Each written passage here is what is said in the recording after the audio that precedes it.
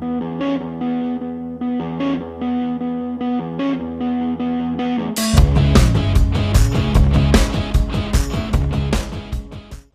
llamo Wilfredo Audito Vega, soy abogado egresado de la Universidad Católica, he hecho una maestría en protección de los derechos humanos en Essex y el doctorado en la misma Universidad Católica. Enseño el curso de Sociología del Derecho desde hace 18 años y también el curso de No Discriminación y Derecho desde el año pasado.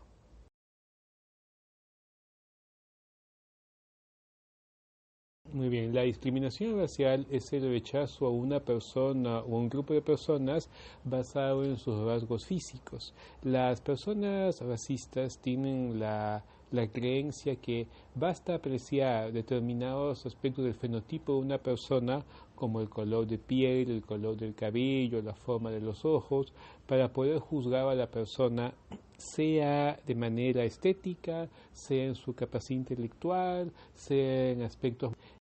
Y esto lleva a que la persona pueda sufrir una serie de maltratos en el ejercicio de una serie de derechos, como en el ámbito laboral, en el ámbito de la educación, en el ámbito del trato que va a recibir de parte de los funcionarios estatales, pero también en la vida cotidiana.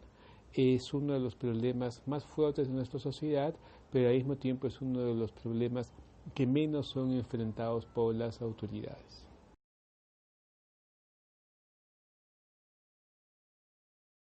Sí, el problema es que la discriminación racial en nuestro país se encuentra muy naturalizada.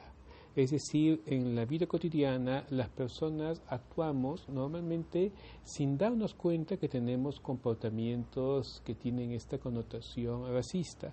Y cuando se producen hechos inclusive muy visibles de discriminación racial, no nos damos cuenta si es que la persona que los comete no dice una expresión racista. Hay muchos ejemplos sobre esto. Por ejemplo, en los años 90, muchas mujeres de rasgos indígenas sufrieron esterilizaciones forzadas. Esta era una política claramente racista. No se esterilizaba a mujeres blancas, se esterilizaba a mujeres de rasgos andinos. Pero no se quiere ver como una política de carácter racista. Situaciones más cotidianas, una mujer golpea a un policía, el policía tiene rasgos marcadamente andinos. ¿Esta mujer hubiera golpeado a un policía blanco? Probablemente no, pero como le veía rasgos andinos, lo percibía como más vulnerable, más indefenso o en todo caso alguien al cual ella no respetaba. En otros países, aunque las personas no digan frases racistas, los ataques o maltratos racistas son considerados evidentes para todos. Por ejemplo, cuando en Estados Unidos las personas que son afroamericanos sufren por la violencia policial, esto se produce aunque los policías no digan te vamos a matar por negro, pero sin embargo lo hacen. Entonces la gente dice, eso fue una violencia racista. No tiene que haber una frase explícita racista o homofóbico, machista, para que los hechos tengan esta connotación discriminatoria. Y es lo que lamentablemente muchos jueces o fiscales peruanos están esperando, o inclusive la opinión pública está esperando que la persona diga, porque soy racista hago esto, y la gente no lo va a decir, precisamente porque lo ve como interiorizado el trato despectivo hacia determinados sectores de la sociedad.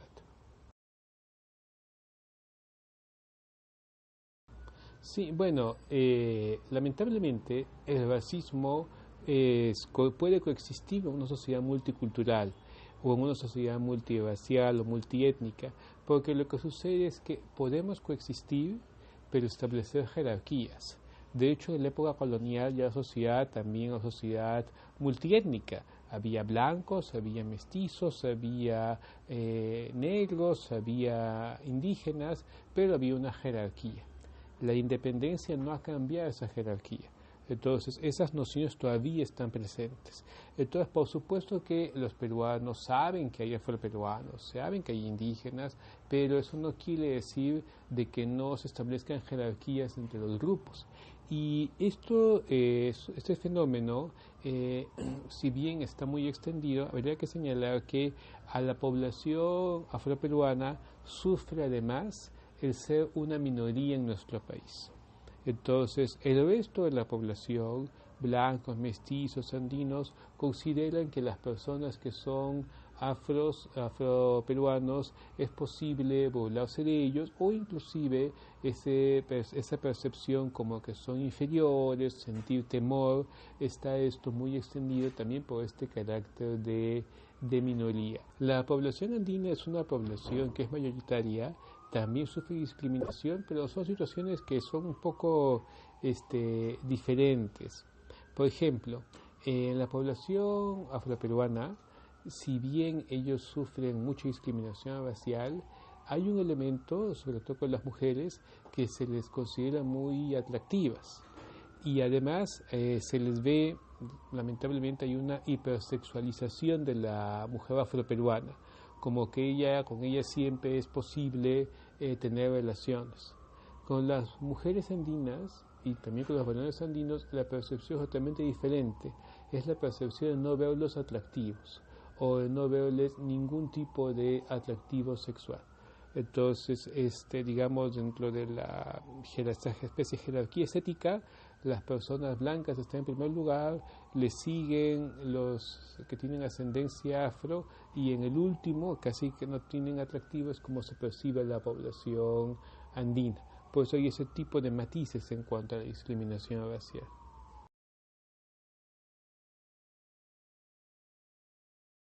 Sí, yo uso las expresiones discriminación múltiple y discriminación acumulada, porque el término interseccionalidad es como una traducción del inglés donde el concepto de intersection está muy unido a cuando se juntan varios temas, ¿no? Como en una teoría de conjuntos, ¿no? Pero en el Perú eso no se usa tanto, ¿no? Entonces hay que explicar un poco más. Mientras discriminación acumulada y discriminación múltiple, todo el mundo lo entiende. Todo el mundo entiende de que se acumulan distintos factores. Digamos, en nuestro lenguaje cotidiano es mucho más fácil señalar que si es una mujer y tiene rasgos andinos o es negra, va a sufrir mayor discriminación. O si es afroperuano y pobre, o si es afroperuano y tiene menos nivel educativo. Y nosotros tenemos que ese tipo de problemas de discriminación acumulada son muy fuertes en nuestra sociedad. Ahora, en mi opinión, en el caso de los afroperuanos, aún siendo hombres, la discriminación puede ser muy fuerte. O sea, no es que la mujer sea mucho más discriminada que el hombre. Yo creo que inclusive cuando he conversado con amigos afroperuanos, ellos sentían que hacia ellos era más fuerte, que la mujer afroperuana podría de alguna forma tener el elemento estético como algo que la podía ayudar mientras el hombre no. Pero mis amigas afroperuanas, lo que ellas me han dicho, que más bien ellas sufren mucho más por el tema del acoso sexual, que según lo que ellas me han contado es muchísimo más fuerte, en el sentido, digamos, pues, simplificando, ¿no? Pero la que tiene rasgos andinos no es percibida tan atractiva. La que tiene rasgos blancos la van a ver como quizás tiene poder, puede intimidar un poco, faltarle respeto. Pero si es afroperuana, es atractiva y se le puede faltar el respeto. Entonces son mucho más factibles que sufran por el acoso sexual a las afroperuanas. Entonces por eso ellas lo sienten con mucha fuerza, ¿no? E inclusive hay situaciones que para mí son difíciles de creer, ¿no? Lo que le puede pasar a una mujer afroperuana. Tenía una amiga que trabajaba en un ministerio y había colegas, mujeres, que pensaban que ellas tenían derecho a tocarle el cabello, lo cual a mí me parece algo totalmente fuera de lugar porque es afectar la privacidad de la persona, pero pensaban que sí, ¿no? O sea, y no estamos hablando de, digamos, de una niña, estamos hablando de una profesional, ¿no?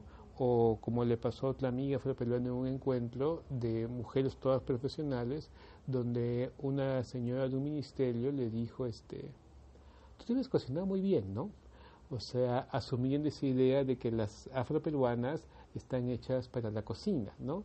Entonces, ese tipo de situaciones yo creo que muestran de que sí que efectivamente hay una discriminación múltiple, pero que afecta de manera diferente a hombres y mujeres en este caso.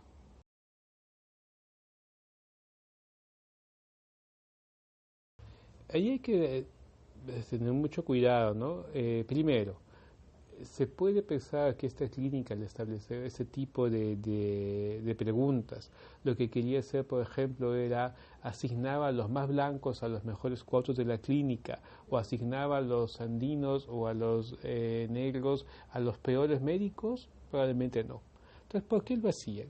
Porque existe la percepción de una serie de médicos que determinadas enfermedades son más frecuentes en determinados grupos étnicos. Y esto puede ser desde un tema físico hasta un tema cultural, como por ejemplo la alimentación. Por decir, ¿quiénes son más propensos a enfermedades de la piel? Son las personas más blancas. Entonces hay un elemento de que ellos tienen que gastar en bloqueadores, en una serie de situaciones que otros no tienen que gastar. Pero entre los afroperuanos hay una serie de problemas, ¿no? Una serie de problemas, y yo no estoy seguro si estos problemas son problemas físicos o problemas culturales. Cuando yo he conversado con varios amigos afroperuanos, ellos me decían que creían que eran asuntos culturales, como por ejemplo el tema de la diabetes, de ser muy extendida, y lo que ellos dicen es que precisamente por un tema de discriminación ellos tienden a cuidarse menos y a enfrentar una serie de tensiones con la mala alimentación. Y ha habido varios casos de actores, actrices, de personas con dinero, pero que han tenido una muerte realmente súbita por problemas de mala alimentación, así. Entonces, un problema de falta de cuidado de la propia salud, pero es un tema cultural. Ahora, en este caso de la clínica era muy particular, ¿no? Porque ellos, pensé que tenían blanco, africano, mestizo y oriental. Son no indígenas para ellos, que era otra forma de invisibilización. Yo he llenado esos formularios en la clínica Javier Prado, que está también parece que tiene esta política, y yo sé que es un tema que es muy sensible. Sin embargo, en unos meses, en todos los peruanos en junio, vamos a tener que autoclasificarnos, porque en el censo va a haber una pregunta sobre esto que han pedido los afroperuanos. Los afroperuanos, el movimiento afroperuano ha pedido que en el censo se incluya una pregunta para señalar cuál es la población afroperuana. Y lo que ellos señalan es que el grave problema es que mientras la mayor parte de afroperuanos pueden decir que lo son, la mayoría de indígenas no quiere decir que lo son. Entonces ellos dicen mestizo, a pesar que evidentemente ellos tienen rasgos marcadamente indígenas. Entonces esto muestra que todavía es muy difícil para los peruanos el tema de autoclasificarse. Y esto puede ser algo que para ellos sea muy difícil y muy desgastante.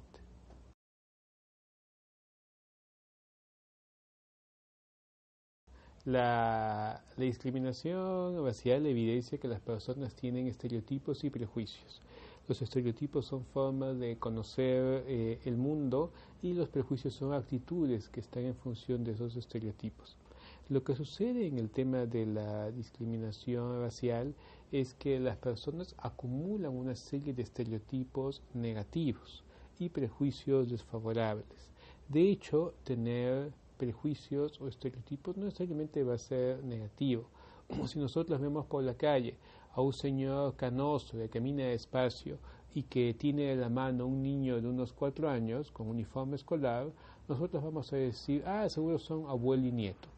No los conocemos, pero son los estereotipos que nosotros tenemos. Podría ser su hijo, podría ser otro familiar.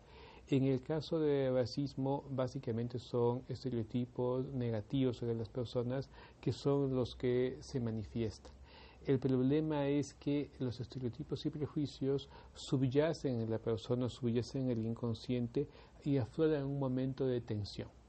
Por eso es que personas que aparentemente dicen yo no soy racista, es posible que cuando estén en un conflicto, cuando estén en una situación de tensión, suelten todos los sentimientos, estereotipos y prejuicios que llevan adentro y que no han tenido la oportunidad de trabajar.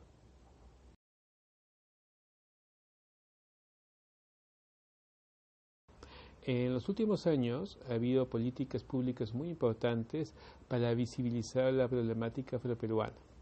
Estas políticas se han llevado a cabo desde el Ministerio de Cultura, desde la dirección que ve los temas de ciudadanía intercultural, y lo último que se ha logrado ha sido el plan DEPA, que es el Plan de Desarrollo para la Población Afroperuana.